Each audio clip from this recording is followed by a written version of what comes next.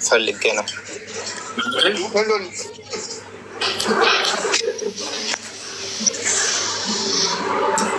ምን አልክ?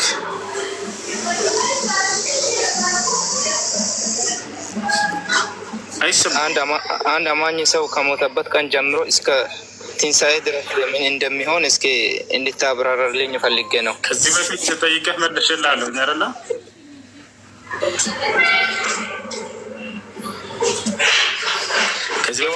የቀረ ሀሳብ ስላለ ነው፣ እሱን ለመረዳት ፈልጌ ነው። ያን ጠይቀኝና ልመልስልህ ወንድም። የቀረውን ሀሳብ ሰምቼ ነበር ግን ሙሉውን አልሰማሁም። የቀረውን ሀሳብ ጠይቅና ልመልስልህ። ከዚህ በፊት ጠይቀህ እንደመለስኩልህ ስለማስታወስ ያልገባህ የቀረ ሀሳብ ምንድን ነው? ማወቅ የምትፈልገው ጠይቅስ።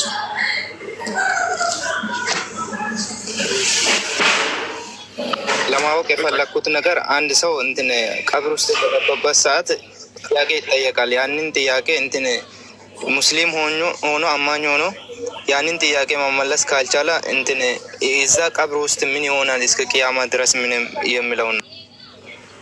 ይመልሳል ወንድም። ሙስሊም እስከሆነ ድረስ እንደሚመልስ የቀብር ጥያቄን አላህ በቁርአን ላይ ተናግሯል። ቃለ ሱብሓነሁ ወተዓላ ዩሰቢቱ ላሁ አለዚነ አመኑ ቢልቀውሊ ሳቢት ፊል ሐያቲ ዱንያ ወፊል አኺራ ብሏል። እነዚያን ያመኑትን ሰዎች በምድራዊ ህይወታቸው በመጨረሻውም ህይወታቸው ጽኑ በሆነችው አካል አላህ ያጸናቸዋል ተብሏል። ይህንም ሙፈሲሮች እንዳለ ሲናገሩ አላህ በቀብር ጥያቄ ላይ ያጸናዋል ሙስሊም የሆነን ሰው ለማለት ነው ብሎ ተናግረዋል። አንድ አላህን የሚገዛ እስከሆነ ድረስ ነቢ ሰለላሁ ዐለይሂ ወሰለም እንደ ነቢይ እስከተቀበለ ድረስ ዲኑን እስላም አድርጎ እስከያዘ ድረስ ያንም የዲን አልእስላም የሚያስፈርደውን ነገራቶች እስከያመነ ድረስ ይሄ ሰውዬ ይመልሳል የቀብር ጥያቄ። የማያምን ሰው ነው እዛን የማይመልስ። እሺ ኢየሱስ የተገዛው ለአባቱ ነው። በእስልምና አባት የለም። አለተው ታው ኢየሱስ ክርስቶስ ለአምላኩ ነው ሲገዛ የነበረው። እሺ ቀጥሉ።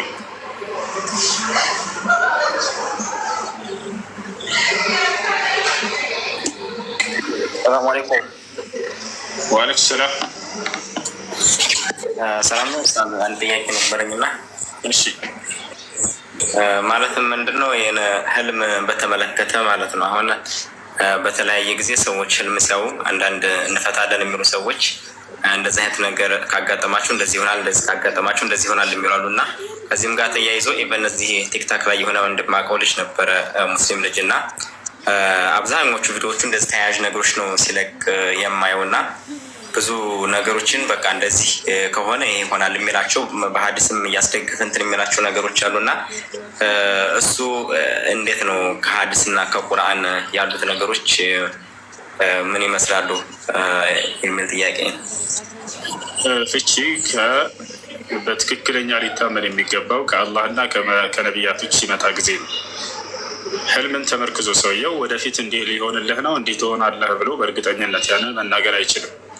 ነገር ግን ነቢዩላህ ዩሱፍ ሲቀር እንዲሁም ነቢያቶች ሲቀሩ ነቢዩላህ ዩሱፍ ከተሰጠው ተአምር መካከል ህልምን መፍታት ነበር።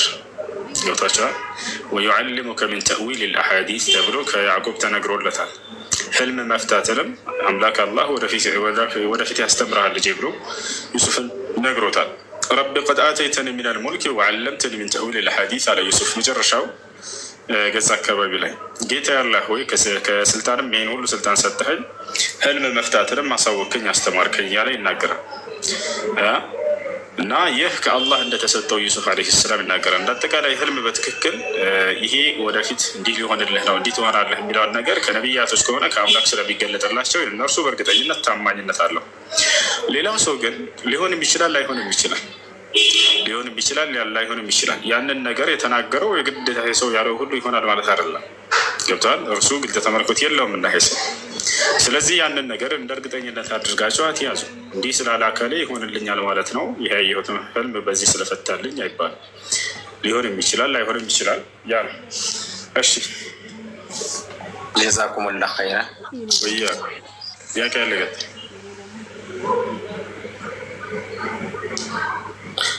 እሺ ዝም ብለህ በጭፍን ነው እንደምትከተለው አንተ። አዎ እና ላሳየህ ማስረጃ መጽሐፍ ቅዱስ ላይ ሰላም እንዴት ነህ አማኑኤል?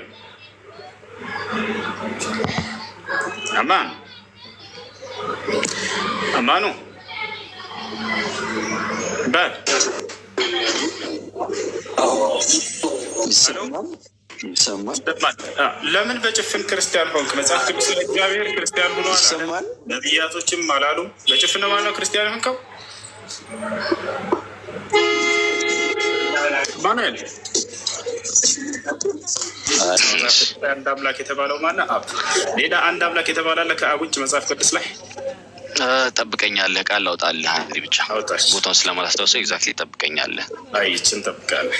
እስከዛ ሰዎች አስገባ፣ ሁለቱን ማምጣልሃለሁ፣ የመንፈስ ቅዱስንም የወልድን ማመጣልሃለሁ። ልጁን አስገባ። ችግር የለም። ጥያቄው እንደገምልኝ ሆነ እንዳልኩኝ በኋላ እንዳንደክም አንድ አምላክ ተብሎ መጽሐፍ ቅዱስ አንድ አምላክ ተብሎ የተጻፈበት መንፈስ ቅዱስና ኢየሱስ አለ ወይ ወልድ አለ ወይ ያልከኝ ጥያቄ አለ። ከላይ እስከዛ